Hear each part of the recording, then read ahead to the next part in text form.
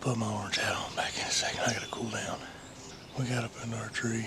We're definitely late. I got you with that little deer hunting clip, didn't I? You thought I was gonna be taking this deer hunting, huh? No, today I want to do a little bit of a review. I just went and picked up one of the Winchester Wildcats. This one is actually the 16.5-inch barrel. Has a threaded barrel, which is nice. Overall, first impressions, I gotta say, it seems built pretty well. Free float barrel, threaded muzzle. Peep sight, a little lackluster, I guess you could say. I'm not a big fan of peep sights personally. I like putting an optic scope on here. So all I did was I went and picked up a 3x9x32 True Glow, something cheap. Other than that, this gun kind of caught my eye because of the camouflage pattern. Strata camouflage. And the barrel's been Cerakoted, and so is the upper receiver. The mag is what gets me. There's two different ways to pull this mag out. You have a lever right here, just like you would with a 1022, but also there's these rails right here, and you pull these rails down and the mag will pop out. Now if that mag looks familiar, it's because it looks a lot like a Ruger 1022 mag. That's because this gun right here, even though it is a Winchester, will accept Ruger 1022 mags. Another thing I do like about this gun, something that the Ruger 1022 does not do, is if you have your last shell or you fire your last shell, this gun will actually lock back. Now if you use Ruger 1022 mags in this gun, it won't lock back like this. Only the Wildcat mags will lock this bolt back. Not real keen on with this, I can't tell if this is metal or plastic, is the bolt release right here. You press this down and it'll close the bolt. This seems to be a pretty quality built gun. It's nice and short, it's compact. I do like that about it. Makes it easier to carry in the boat or whatever else, or if you want your kids to shoot. It's nice and light. Wouldn't kill you to carry all day long. It has a Picatinny rail right here that comes with a cover. You pop this little cover off right here and you have a Picatinny rail with a spot for a sling, front and rear. We're going to leave that on for today. I don't have a sling to put on it. So without any further ado, I guess we're going to try and put a few rounds down range. This is going to be my first time shooting it. I've put this scope on and I haven't done anything else, so I'm going to be sighting it in along with y'all. Now guys, don't mind my real ugly truck here. It's just kind of a beater truck is all it really is.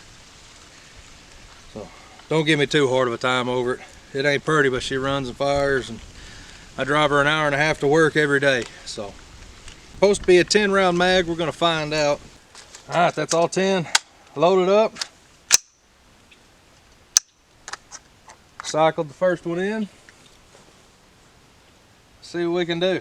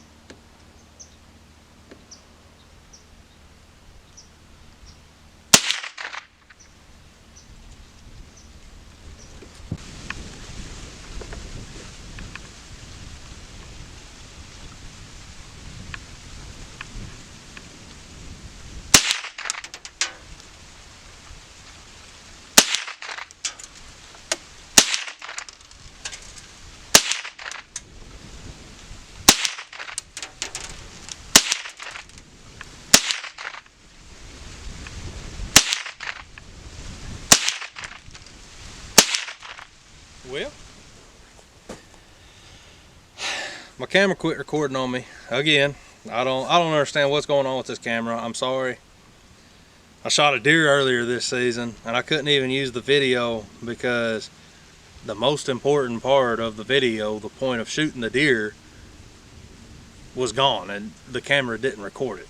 So probably gonna have to upgrade cameras here soon because it's getting really old. I've put about 150 rounds through this thing now. I had 3 malfunctions.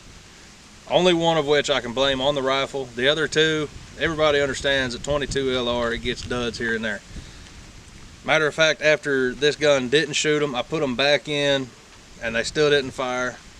So I'm gonna chalk those 2 that did not go off as duds. Now, the one malfunction it did have, it had a failure to eject and tried putting a new shell in. The spent casing actually came all the way out and got lodged up in the top of the receiver far enough that the new bullet was able to actually go into the chamber some, and it would have fired if the bolt had closed all the way, but that old casing got stuck in there.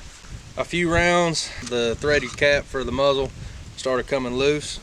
Threads on, I'll put some blue Loctite on it. To be honest, I think this is a really solid rifle. Now, I picked this up from Academy. I believe it was $269.99. Put a cheap $25 scope on it, but for the 35 and the 50 yards that I just shot, it actually did pretty well. We might come out here, put a mat down and put a bipod and a sandbag under it just to see what we can do, get out to 100 yards maybe, just to plink around and have some fun.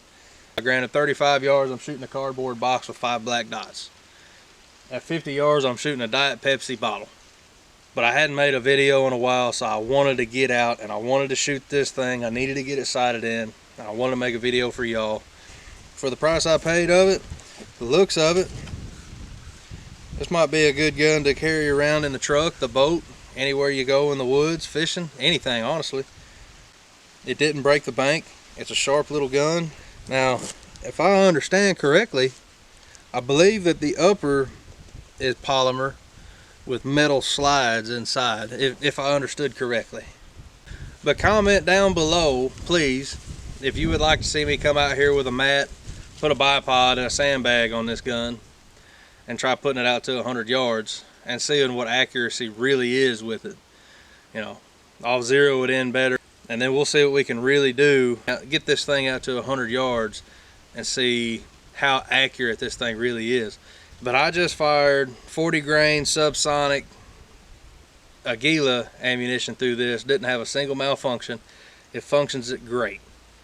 And we shot the Winchester Red Box 40 grain hypersonic. That was the one that I had the 2 duds and the failure to eject on. So a very honest opinion of the Winchester Wildcat with the 16.5-inch threaded barrel. I believe I'd take this over that 1022, just as light as it is. But the thing can't weigh but just a few pounds. I'll get you an actual spec on it, just as weight. I'll put a few of the specs up on the screen just right here. I do wish it had a little bit better trigger. With rifle triggers, I've gotten spoiled to Axis having the Aki trigger. This one does have a little bit longer of a trigger pull than what most people desire. Matter of fact, I'll show you that. This thing does have a little bit of a trigger pull, but it's still smooth even though it's long. Winchester did it right with this one, I'll give them that. But with all this stuff being said, you can definitely look forward to this thing being in some more video because I love this gun. The quality seems really nice on it. It's short, it's light, it's going to be easy to carry. We're going to be doing a squirrel hunt here in the next couple weeks because I think everybody's kind of looking forward to some squirrel and dumplings. But thank you for watching this video all the way through, you guys. If you could, like this video, subscribe, and even share it with your friends. If somebody's looking at one of these Wildcats, then share this video with them because I'm going to give you a 100% honest review of anything I do buy. If I do a review on it, I'm going to give you an honest review. Thank you for watching Cornbread Fed Outdoors. I love you guys. Like and subscribe because the more I can get you guys to do that, the more of these videos I can make for you guys, which is something that I love to do. With that being said, you guys have a blessed day.